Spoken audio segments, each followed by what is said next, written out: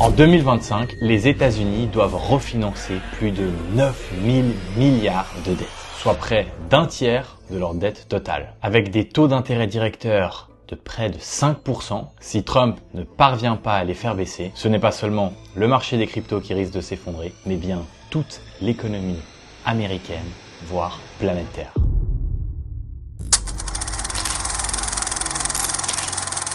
Dans cette vidéo, on va essayer de peser les pour et les contre afin de comprendre si cette situation est vraiment si alarmante que ça et surtout, à moyen court terme, est-ce qu'elle aura un impact sur l'écosystème crypto. Mais avant de commencer, beaucoup d'entre vous regardent mes vidéos sans vous abonner. N'hésitez pas à le faire, c'est un petit boost pour la chaîne et ça me fait vraiment plaisir. Tout d'abord, mettons un petit peu de contexte. Actuellement, le montant total de la dette est de 36 550 milliards de dollars, soit 122% du PIB américain. Un sommet historique encore jamais vu en période hors guerre. Cette dette, elle est publique et gouvernementale. Environ 29 milliards de cette dette est publique, ce qui veut dire qu'elle est détenue par les marchés et les 7 milliards restants est plutôt gouvernemental, ce qui veut dire qu'elle est détenue dans des engagements internes. Pour faire continuer de fonctionner l'économie, cette dette doit être refinancée chaque temps de temps. Et en 2025, on parle de 9 000 milliards à 5%. Pour vous permettre de comparer, le taux moyen est à 3,35%. En 2020, on était autour des 1,96%. Alors qu'au moment où vous regardez cette vidéo, on est toujours à plus de 5%. Ce qui veut dire que chaque année, le gouvernement américain devrait théoriquement payer plus de 1100 milliards d'intérêts pour la dette qu'ils ont contractée. Rendez-vous bien compte, ça dépasse le budget militaire, déjà réputé pour être gigantesque aux États-Unis, de plus ou moins 900 milliards par année. Si les taux devaient augmenter à 6%, eh bien là, on serait carrément à plus de 1500 milliards par année. De plus, environ 30% de la dette américaine est détenue par des investisseurs étrangers, comme par exemple la Chine ou alors le Japon. Le risque majeur, c'est une panique, parce que les gens n'auraient plus confiance en les États-Unis, en leur capacité de payer ces intérêts, et qu'ils ne veuillent plus prêter, entre guillemets, de l'argent. Cela créerait bien évidemment une énorme crise institutionnelle, et comme je vous le disais au début de cette vidéo, une potentielle fin de l'économie américaine, tout simplement. Et le problème, c'est que cette montagne de dettes, elle a des conséquences bien réelles. Prenons par exemple les 9 milliards dont on a parlé précédemment. À 5% de taux, cela représente 450 milliards de dollars par an, ce qui représente plus que les budgets pour l'éducation ou la sécurité sociale aux États-Unis par année. Imaginez si cet argent, au lieu d'être utilisé pour payer des taux, il était utilisé justement pour doubler ces deux budgets-là, les conséquences seraient incroyables. Une autre conséquence est le déficit budgétaire 2025 qui est catastrophique. Les dépenses sont en hausse, cela crée une spirale infernale car hausse de la dette égale hausse des taux. De plus, les taux à 10 ans qui sont actuellement à 4,5%, ils ne sont pas juste conjoncturels, c'est une méfiance structurelle accrue sur la dette US. La Chine et le Japon risquent de vendre massivement, ils détiennent plus de 2000 milliards, ce qui ferait exploser les taux et avoir un dollar qui plonge encore plus. Ce qu'il faut comprendre, c'est que tout ça, ça crée vraiment des effets cascades. Chacun des points que j'ai pu vous lister précédemment va en créer une répercussion. Les taux US qui montent, c'est les taux mondiaux qui montent aussi, ce qui crée un étouffement des pays émergents, les marges des entreprises sont réduites, les employés perdent leur travail, etc., etc. Maintenant que je vous ai bien fait comprendre l'envers du décor, que vous avez compris pourquoi c'était une catastrophe ces taux et à quel point le futur de l'économie était en danger, eh bien il y a Trump qui a été élu il y a quelques temps. Que ça vous plaise ou que ça vous plaise pas, actuellement il est au pouvoir. Il élabore une stratégie assez intéressante sur comment est-ce qu'il va, mine de rien, essayer de sauver les États-Unis et par déduction le monde entier. Tout d'abord, il a annoncé une série gigantesque de baisses d'impôts, entre 4 000 et 5 000 milliards de dollars sur 10 ans. Le but affiché est simple, doper la consommation pour relancer l'économie américaine. Sauf qu'en réalité, ça risque surtout de creuser encore plus le déficit sans forcément influer sur une croissance plus grande. En gros, il arrose le marché en espérant qu'il reparte tout seul. Mais entre nous, c'est un pari extrêmement risqué vu l'état actuel des finances des États-Unis. Si vous ne vivez pas dans une grotte, vous avez aussi remarqué que dans sa stratégie, il y a ces fameux tarifs. Trump en a appliqué massivement, notamment celui de 145% sur les importations chinoises. Sur le papier, c'est censé rapporter de la production industrielle aux États-Unis. Le problème, c'est que dans les faits, ça perturbe énormément de choses, notamment les supply chain, ça gonfle les coûts et ça booste une inflation déjà bien grande. Résultat, actuellement, la Fed reste coincée avec des taux d'intérêt élevés pour combattre l'inflation, ce qui rend la dette encore plus chère à refinancer. En gros, Trump voulait booster l'économie, mais il a surtout boosté le chaos. Mais bon, selon certains analystes, ce chaos serait peut-être voulu de la part de Trump. Ça s'appelle la théorie du chaos contrôlé. Une théorie sacrément vicieuse. Trump créerait délibérément de la volatilité et une mini-récession pour obliger la Fed à abaisser ses taux. Pourquoi ?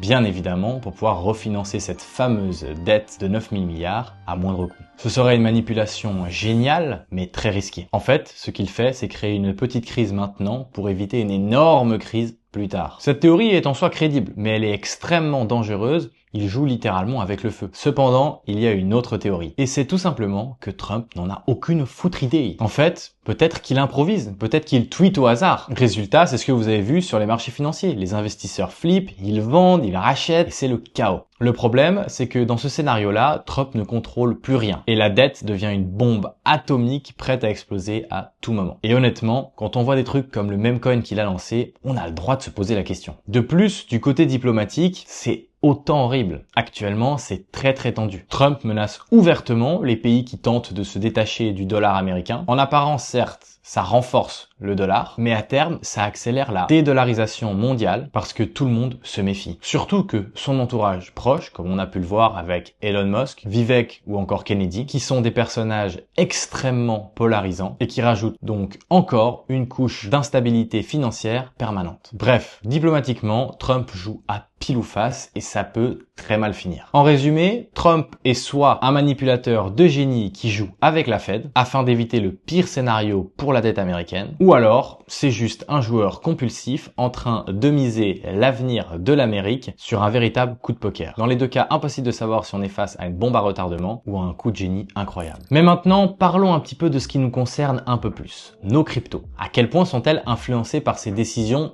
qui semblent être si loin de notre petit écosystème, mais qui influent quand même vraiment beaucoup. Déjà, il faut être honnête. Aujourd'hui, le BTC, les cryptos sont quand même pas mal corrélés avec l'économie traditionnelle. Si la Fed finit par baisser ses taux cet été, on peut s'attendre à un grand soulagement sur l'ensemble de l'économie, ce qui sans doute ferait exploser notre cher Bitcoin et les autres cryptos au passage. Par contre, dans le cas contraire, si ça continue à être de plus en plus incertain, croyez-moi que notre BTC n'arrivera pas à faire long feu. La pression de marché traditionnel sera beaucoup trop grande. Pour moi, il y a 3 scénarios. Le premier, celui qui est idéal, c'est tout simplement une Fed qui finit par baisser ses taux cet été. Ce serait que tous les coups orchestré par Trump ait finalement été du génie, que ce chaos en apparence ait réellement réussi à faire pression sur la Fed et qu'on obtienne, surtout Trump obtienne, une baisse des taux de 0,25-0,5% le plus rapidement possible. Ça pourrait déjà être le cas en juin,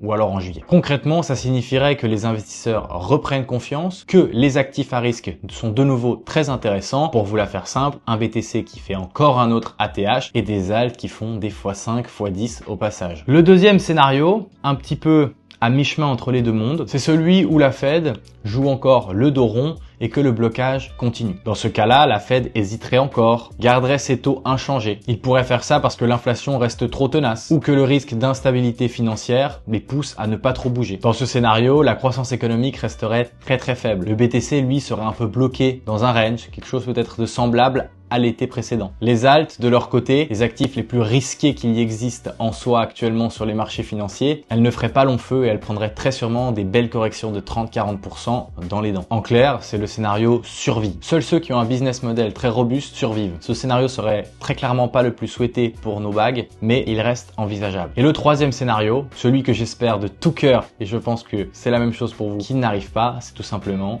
le crash, le Trump qui n'avait aucune idée de ce qu'il faisait et la bombe atomique qui finit par exploser. Imaginons que la Chine ou le Japon commencent à vendre leurs obligations. Le résultat serait immédiat, les taux monteraient, passeraient peut-être à 6% et l'économie US, par effet domino, plongerait dans une énorme récession. L'impact sur les cryptos serait très sûrement catastrophique. Le Bitcoin replongerait très sûrement dans un bear market. La DeFi, les RWA, l'IA, n'importe quel secteur prendrait des claques monumentales et on serait pas loin de retrouver des entrées qu'on a pu voir durant le dernier bear market, voire même encore plus bas. Les régulateurs redeviendraient ultra agressifs sur les exchanges centralisés, sur les stablecoins et sur tout l'écosystème crypto dans son ensemble. La volatilité malheureusement à la baisse exploserait et le sentiment de panique générale serait partout. En conclusion, notre futur est sacrément incertain et il repose pratiquement en totalité dans les mains d'un seul homme. Trump. Pour réussir à essayer de prédire ce qu'il va se passer, on n'a pas beaucoup de choix. Déjà, tout simplement surveiller la décision de la Fed quant à ses taux d'intérêt. Chaque mois, ils se réunissent pour dire s'ils les baissent, les augmentent ou est-ce qu'ils stagnent. En juin et en juillet, il faudra être connecté pour savoir rapidement quel est le sentiment. Deuxièmement, si on commence à observer le dépassement du seuil critique des ventes obligataires, qui se situe plus ou moins à 500 milliards de dollars, cela signifiera également un danger immédiat. Il est également important de surveiller l'inflation. Tant qu'elle reste sur une pente descendante ou sur une stabilisation en bas, comme on peut le voir actuellement sur par exemple Trueflation, c'est bon signe. Mais si elle commence à remonter, c'est très mauvais signe. Il faut également surveiller tout ce qui est des risques exogènes, que ce soit l'Ukraine avec la Russie, Gaza et la Palestine, ou encore la Chine et Taïwan. Personnellement, j'ai un arbre de décision assez simple. Si les taux descendent sous 4%, que l'inflation reste sous 3%, je suis extrêmement bullish sur la crypto. Par contre, si les taux dépassent les 5% et qu'il y a des ventes massives d'obligations, là, c'est le contraire. Je deviens le plus gros des bears. Et l'entre-deux, le plus chiant, ce qu'on a eu l'été passé, c'est la stagnation. Personnellement, j'espère que ce ne sera pas le cas. Au moins qu'on ait une décision, qu'elle soit à la hausse ou à la baisse. En fin de compte, très difficile de vous dire que je sais ce qu'il va se passer, car ce serait vous mentir, je ne sais pas. Mais jusqu'à maintenant, les signes montrent plutôt que la Fed va finir par se plier à ce que Trump demande. Le problème, c'est que de nouveau, les sphères où ces décisions sont prises sont bien loin de nous. Et vous dire que je sais exactement et que je suis sûr, ce serait de nouveau vous mentir. Je tends plutôt sur quelque chose de bullish avec une baisse des taux, un Trump qui est finalement pas si bête que ça et qui a réussi à prendre les bonnes décisions, mais tout pourrait changer extrêmement rapidement. La solution, c'est de garder une prudence sur les marchés, d'être prêt à couper nos positions si on voit que la situation se dégrade et de surveiller attentivement ce que va faire la Fed durant les prochains mois.